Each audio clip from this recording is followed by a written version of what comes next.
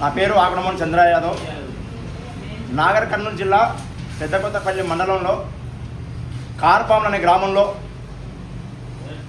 వెరకలి వెంకటయ్య అనే వ్యక్తి తన జీవనోపాధి కోసం పందులను కాసుకుంటూ జీవనం కొనసాగిస్తున్నాడు.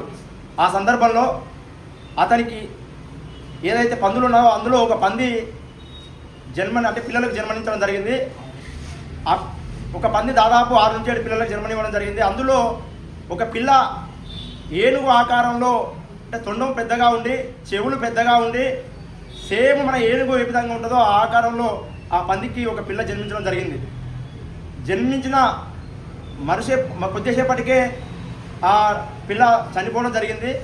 ఆ వింత సంఘటన తెలిసిన చుట్టుపక్కల గ్రామాల ప్రజలు వచ్చి తండోపతండాలుగా వచ్చి ఆ వింతను చూసి ఆశ్చర్యానికి గురి కావడం జరిగింది.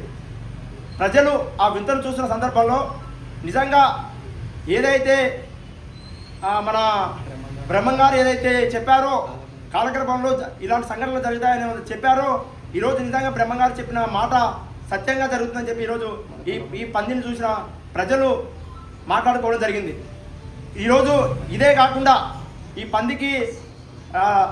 పందికి ఏనుగు ఆకారంలో పుట్టిన పిల్లనే కాకుండా ఇంకా ఎన్నో సంఘటనలు మనం తరచుగా చూస్తూ ఉన్నాం. ఒకనొక సందర్భంలో వేప చెట్టు కళ్ళు కాలం చూసాము, వేప చెట్టుకు సీతాఫలం కాలం చూసాము. ఇవే కాకుండా ఎన్ని వింతలు చూడాలో అని చెప్పి ఇంకా ప్రజలు మాట్లాడుకుంటున్నారు. కాబట్టి నిజంగా బ్రహ్మంగారి కాలజ్ఞానం రాబోయే రోజులో నిజమవుతుందా, నిజంగా ఏమవుతుందని చెప్పి ప్రజలు భయాందోళన చెందుతున్నారు. వీటన్నిటికీ పరిష్కారం మరి భగవంతుడే చూపించాలని చెప్పి ప్రజలు మాట్లాడుకుంటున్నారు.